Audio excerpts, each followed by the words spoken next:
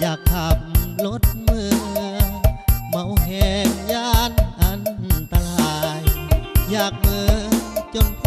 บขาดใจแต่เมื่อบ่ได้อีหลีถ้าเมาแล้วขับผิดกฎของจราจรจำเป็นต้องเศร้าห้องนอนจึงโทรว่าน้องคืนนี้น้องอยู่รอคอยอย่าใจน้อยเลยคนดีอ้ายนอนห่วงแหมอยู่พี่แต่ใจดวงนี้ห่วงน้องทั้งคืนน้องอยู่ทางบ้านน้องคานอย่าได้คอนแค้น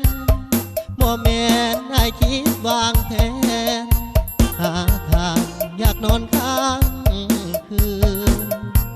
อ้ายบ่ได้ไปทางใดให้น้องกำคืนส่วงเมาตอนเช้ามืออื่นสิเมื่อหาน้องทันใดมื้อนี้ขอ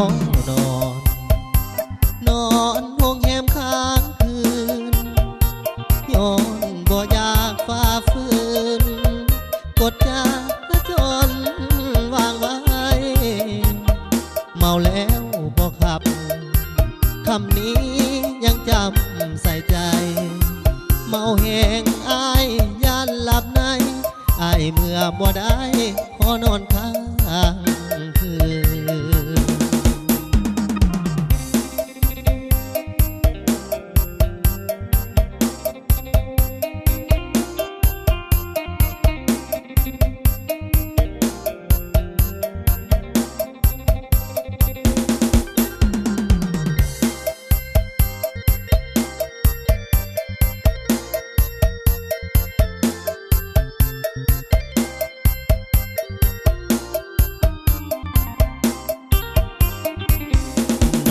อยู่ทางบ้าน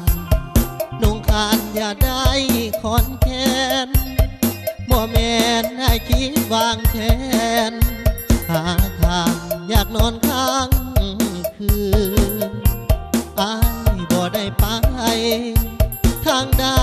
ให้น้องกำคืนช่วงเมาตอนเช้ามืออื่นสิเมื่อหาน้องทันใดมื้อนี้ขอนอนห้องแฮมค้างคืนย้อนบ่อยากฝ่าฝืนกดจากก็จนวางไว้เมาแล้วบ่ขับคำนี้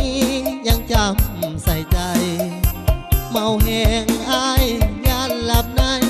อ้ายเมื่อบ่ได้ขอนอนค้าง